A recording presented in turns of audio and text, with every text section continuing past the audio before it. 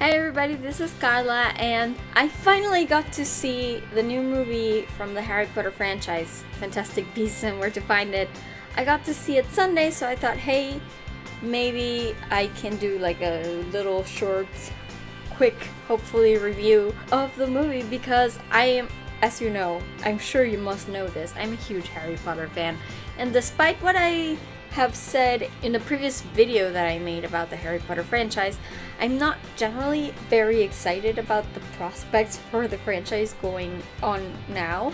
I sort of felt that the Harry Potter franchise kind of wrapped itself very neatly with a bow, and Harry's story was done, and that's really all I wanted from it. So I always had the feeling that all this making more movies and theater plays and what have you, it felt like a cash grab to me, and I wasn't entirely happy about it, but I was willing to give it a chance. With Fantastic Beasts, what happened was that, yes, I had that feeling at the beginning that it was a bit of a cash grab. It's like Warner Brothers just scrambling around for another huge franchise to make them money. And it is.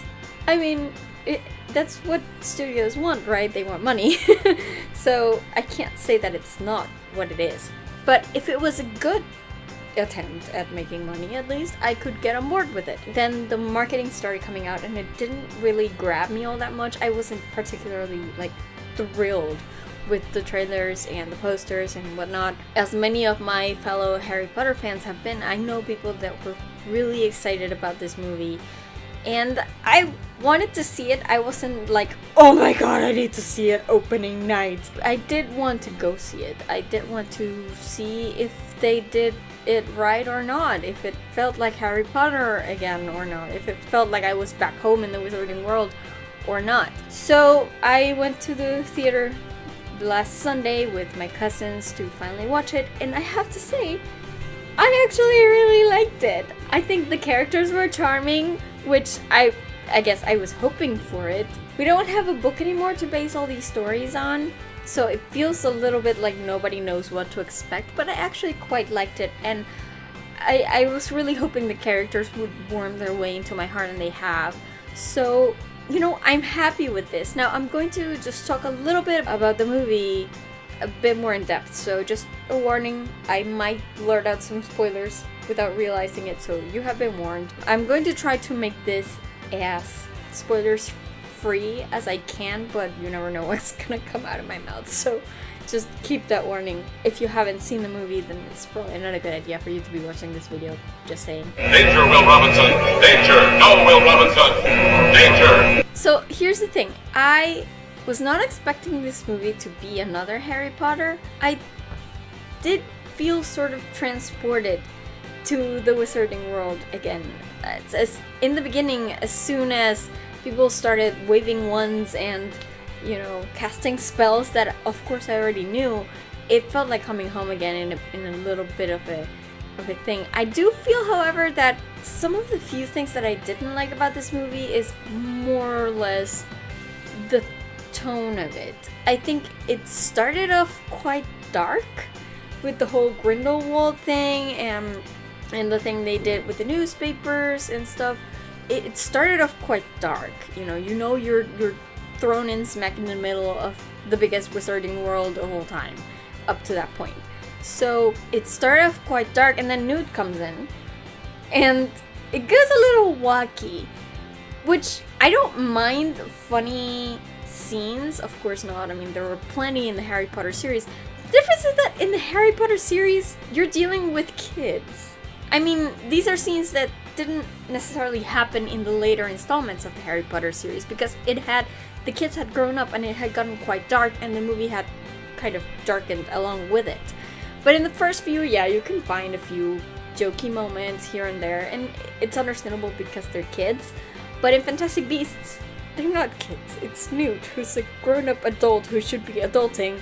And while it's charming, the fact that he's so awkward about everything really other than animals, it did get to a point where I was like, okay, is this maybe a bit too jokey? I don't know if it has more to do with the fact that I've grown up and I no longer find that brand of humor all that funny, but I don't think so, because I was already a teenager when I watched Harry Potter, so it's not like I was 4. I knew what I was getting. I really do feel that maybe they stretched on the jokes for a bit too much. It felt, because not only you have the beginning when they're in the bank, and then Newt gets captured and taken to the Makusa, and then they go to Tina's place, and then they break out so that they can go and find the beasts that are missing. And it's like, this whole thing has been like joke after joke after joke after joke. And while I love the jokes, I also believe jokes need timing, and if you have the whole thing be a joke, it almost felt like half the movie was just joke. It felt very slapstick to me, and I'm not sure that I like that. So up until like halfway through the movie, I was having trouble getting into it. You know, I felt like some of the jokes just went on for too far. As much as I love the Niffler, the whole thing in the jewelry store, it took forever. I was like, when is this sequence going to end? It just felt like they kept diving back in and going back around, and stuff kept happening. I'm like, okay, it was funny for the first 3 seconds. Now it's just repeating itself all over again. And the same thing happened with the Erumpent scene when Newt started doing the mating dance or whatever. It just felt like one really long extended joke sequence that stopped being funny after the first 3 seconds. So up until that point, I was having a lot of trouble getting into it. I did laugh, it did make me laugh, but again, it made me laugh the first 3 seconds, and then after all, it was like, okay, can we move on now? So I had a lot of trouble getting into it, but after the halfway mark, when the Obscurial plotline actually came to the surface, I was all in. I adored that storyline. The Obscurial thing is just something that I had never actually thought about before, and now it makes so much sense, and it fits completely into the mythology of the Harry Potter series and the wizarding world in general. And I love how Newt sort of became intertwined in the narrative that was already going on without him. And it's one of those things where you have that one person at the wrong place at the wrong time, and suddenly they're, you know, chasing an Obscurial through the city of New York, and it makes so much sense. I think it's very relevant to our times that the people feel the need to be segregated, in the sense that the magical community feels that they are safer if they're separate from the non-magical community, because they feel the non-magical community is going to threaten them in their existence. And that is so specific to the times that we are living in, and it's kind of terrifying at the same time. But that's what Harry Potter has always been able to do. It has always been able to draw parallels to xenophobia and racism and all these awful dark things that are in our world, and yet the Harry Potter franchise still manages to give us hope. And I do hope that Fantastic Beasts does the same thing, and I'm sure it will, because it was written by J.K. Rowling herself, and as will the other movies. But yeah, I was really into it. I loved the idea of the Obscurials. I love how involved the characters were with them, and I find their motivation so intriguing. The performances were great. I mean, I kind of already knew that Ezra Miller was going to end up being the Obscurial, mainly because you don't hire Ezra Miller unless he's going to have a hell of a big job. So when they started hinting that it might be the little girl, I remember my cousins were all like, oh my god, it's the little girl, and I'm like, wait for it, because it's Ezra Miller, and he was so great. Colin Farrell was incredible. I'm not the biggest fan of Colin Farrell, but when he plays bad guys, he plays awesome bad guys. I'm just saying. Eddie Redmayne, I don't know that I would love Newt half as much as I do if it were anyone other than Eddie Redmayne. He plays Newt so well. I love that when he's with people, he's sort of awkward and not looking at anybody, and he doesn't quite know what to do with himself. But when he's with the beasts, he's totally relaxed. You can see the change in him, the confidence that just builds up in him, and it's fantastic. And it's not just any actor who can play that so straight, and Eddie Redmayne is lovely. I adore him. He's one of my favorite actors of all time, and he made me love Newt single-handedly. Catherine Waterstone, I didn't know much about her, but she's cute. I like her. I think she has her heart in the right place. I look forward to hearing more from her in future installments. Jacob Kowalski! One of my friends told me before I went in to see the movie that Jacob was the new Ron. And that freaked me out a little bit because I adore Ron Weasley. He is my soulmate, basically. He is my fictional version of myself. And I see a lot of myself in him. So, if you told me somebody's the new Ron, you're putting that new character on a pretty high pedestal right there. So I was worried that he wouldn't reach my expectations. And guess what? He didn't really. But I still liked him. I can see why people would sort of compare Jacob to Ron. He's sort of the one who's not especially powerful, who's not especially able to contribute things to the fight, other than his presence and his optimism and his heart. I've always seen Ron as the heart of the Golden Trio, and I kind of understand why Jacob would be looked at the same way, but I don't think he's the new Ron.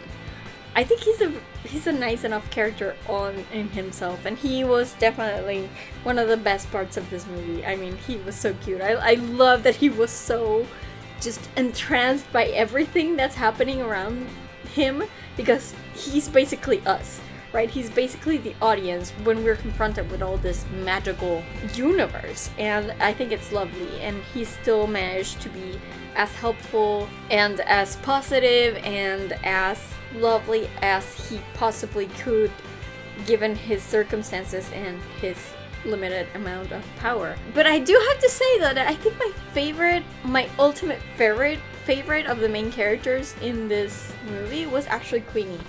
I loved Queenie. I'm in love with that woman. She is so cute and so sweet and so genuine, and although she's a little quirky and she's maybe a little more girly than I'm used to liking, I think her heart is in the right place. I think she is freaking badass in her, as much as her power limits go. She might not be the best fighter, she might not be the best dueler, but she knows what she's able to do, and she uses that when it's needed and how it's needed. And I think she was badass. I loved Queenie. I can't wait to see more of her. I think she's adorable. I can actually see parts of Ron in her as well, which is really interesting. So, I don't know, maybe if Queenie and Jacob marry and have a baby, it will be like the second coming of Ronald Weasley. You never know. But I really loved her. I thought she was great. Parts that I didn't like so much, I thought the Minister for Magic, or the President of Makusa, or whatever it was that she wasn't great. I think there was a little bit too much pomp and circumstance about her, and not enough listening to people. Like, how many things could have been spared if she had actually listened to Tina at the beginning, and then she blames her for not telling her about it? Well, I'm like, Tina tried, and then nobody calls her out on it. I didn't like that. I thought the whole thing with the senator who died and his father and his brother was kind of thrown in. I guess they just needed someone high profile for Credence to kill, but at the same time, it just felt so generic. I mean, the guy first is sitting there like all uncomfortable when, Mrs. Barebone and the kids are in there talking about witches, in the office talking about witches and stuff. He's just kind of sitting there uncomfortably, and then he gets up and calls them freaks, and I'm like, is this Back to the Future? Like, am I looking at Biff? What kind of... It just felt so generic to me. And also, it was thrown in the sense that it was never given a backstory. Like, I'm supposed to assume that the dad always took the word of the older son instead of the youngest son, and that the youngest son is kind of a bit of a black sheep if he believes in witches and the like. And I would have wanted to see more of that. Honestly, I wanted to see the story behind that. But then, the senator, the older brother, gets killed, and then we never really hear from them again, except when the dad comes down saying that he wants, the Obscurial killed because it killed his son. But we never hear about that. Like, what are the dynamics of that family? What made them the way they were? What caused that rift between father and son and brothers? It just felt thrown in and very generic. Like, any other movie bully could have done what they did. So it felt really blah. I mean, I've already spoken about the whole first half, which felt a bit slapsticky to me. But then there was Johnny Depp. Previous to my watching the movie, I had heard on Twitter that they had announced that Johnny Depp was going to come into the second movie. I was like, Johnny Depp, really? I mean, apart from the whole domestic violence thing, which is awful, and Warner would do their best to just stay away from that. Apart from that, Johnny Depp just hasn't given me a good performance in a major tentpole movie since, I don't know, the first Pirates of the Caribbean, maybe? And I just don't trust him anymore, and I can't separate the character from Johnny Depp. So when it was revealed that he was in the movie, and, you know, Colin Farrell sort of switched back, we were all freaking stupefied, like basically just frozen there, because shocked. I wasn't expecting that. None of us were. I think both my cousins and I just kind of jumped out of our chairs like, what? After a second of you know, being in shock that Colin Farrell wasn't actually Colin Farrell, then they panned to his face and I'm like, oh, it's Johnny Depp. I'm sorry, I can't see Grindelwald there. I can't. I mean, he better, you know, have one heck of a performance in the next movie, because otherwise I'm just staring at the screen and it's Johnny Depp right there. It does nothing for me. I'm sorry. It's Johnny Depp in bad makeup and it doesn't work. I wish they hadn't gone this way. I kind of wish that Colin Farrell can come back, because now we know. I would guess that he's using polyjuice. It was never actually stated, but if he's using polyjuice, then Colin Farrell's actual character, Graves, has to be somewhere. So I kind of hope that they bring him back, because I thought he was a great villain up until that point. And I was almost hoping that it would be him being sort of a supporter of Grindelwald, rather than Grindelwald himself, because then it feels sort of too cliche.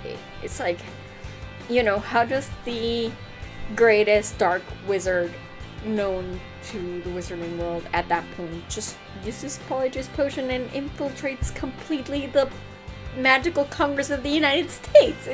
It's like an impossible idea, but that's what they said happened, apparently. Like, how long was he under disguise? It's just so weird. So I almost wish they hadn't done that. I almost wish that Graves has sort of been a supporter of Grindelwald, and then Grindelwald came into the second movie, maybe. That's what I would have hoped, but hey, now we have Johnny Depp. There's not much I can do about it. So, I don't know. I really just hope that he gives a good performance in the second movie, because otherwise I won't be able to detach the fact that Johnny Depp is playing him, and I don't want that to take me out of the movie.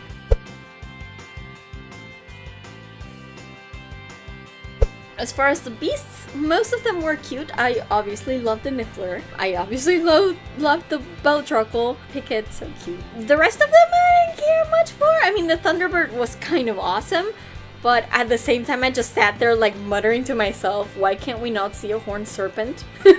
Because hey, I am a horned serpent in Ilvermorny, so, you know, kept thinking about that. I don't know why. I like the Thunderbird though. I like the little pink bird, because I have a pet bird, so it reminded me of my bird. All the others were kind of normal. I like the idea of the alchemy. It's kind of cool. I mean, I do think that the scene where they caught it kind of went on too long, but I like the idea of him like, just teapot! You know, he was like, what, are we brewing tea? What's going on? Is it allergic to tea? So I thought that was ingenious, but the armpent I could have done without. There was a giant horse-like thing with the face of like Cthulhu or something, like it had tentacles. That's not cute. That was not cute. That was ugly. Sorry, no. I wish some of the beasts had actually gone through cuter designs. I don't know. I didn't like them that bit.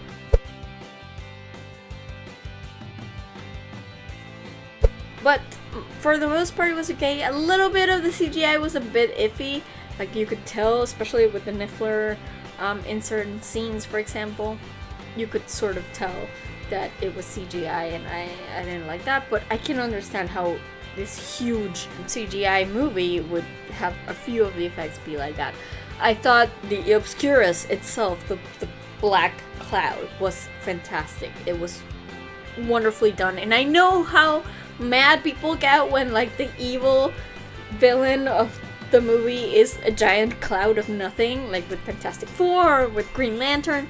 This time it worked because there was a reason for the cloud, and there was a reason the cloud could kill you. So it was actually really, it looked really good. It was appropriately intimidating and scary. So I really enjoyed that part. So I'm just gonna wrap this up. Overall, again, it's not the perfect movie.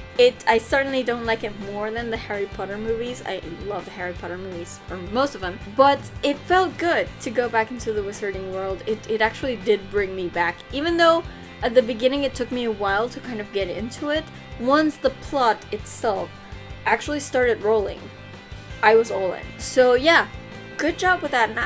Now I'm actually excited to see the second one, which is basically all I wanted for this movie, because I had such trouble just getting into it before it came out. But now that I've seen the first one and I know that they know how to do it right, then I'm all in. I can't wait for the second movie. I'm also okay with them announcing 5 even before the first one came out, because I know that they're trying to get to a point, and Joe Rowling is going to make sure that they actually get to a point eventually. So yeah, I'm in. I'm cool. I really liked it. I love Queenie forever. Jacob is the best. Newt is amazing. Tina is fantastic. I don't know how they're going to bring them together for the next movie, but I sure hope they do. So I guess we'll see. And that's about it for my review today.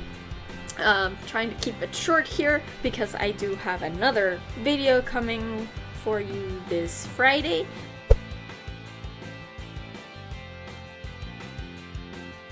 Which will be my Game of Thrones Seasons 5 and 6 review, so stay tuned for that. Hopefully, if the weather permits and my health permits, because just yesterday I was sneezing my guts out. Thankfully today I'm doing better, so hopefully it will stay that way and I will be able to upload the second video of the week. Guys, tell me what you thought about Fantastic Beasts in the comments. Were you as excited as most of my friends were, or were you like me, a little bit more hesitant but still liked it? Or if you didn't like it, tell me what you thought. Just how does it compare to Harry Potter? Did it bring you back into the wizarding world that you know and love? Just tell me in the comments. I appreciate it. Always like to generate discussion about movies like these, because these are the big ones. These are the ones that we're going to remember when we grow up, even more than we already are. Anyway, that's it for me today. As usual, you can find me on social media. I am on Twitter and Instagram at girlsareweird with underscores between the words, and I am on Tumblr at girlsareweird with hyphens between the words. You can find a Facebook page for this blog at facebook.com/FreakingNarnia, and don't forget to visit my main website at FreakingNarnia.com. All my videos are up there in case you want to catch up with them. They're all listed there. You can also visit my Redbubble store where I make graphics, mostly typography art from my favorite quotes from my favorite TV, books, movies, etc. So if you are into that, you can use the art in different merchandise such as t-shirts or cups or mugs. I've actually been selling a lot this month. I don't know why that is, but thank you, guys. And just visit, and if you feel the need to purchase something, then go right ahead. It only helps me, really. I appreciate it. If you like this video, give me a thumbs up. If you like my stuff, please subscribe to my channel. I appreciate all your likes, all your views, all your subscriptions, or your reblogs. And please remember that if you want to suggest a topic that you want me to talk about, anything geeky really related to TV, books, movies, anything like that, feel free to suggest it in a comment as well. And that's about it from me today. I will see you guys on Friday with the Game of Thrones video that I have been promising for like 2 months. Yay! Bye everybody. Nuts.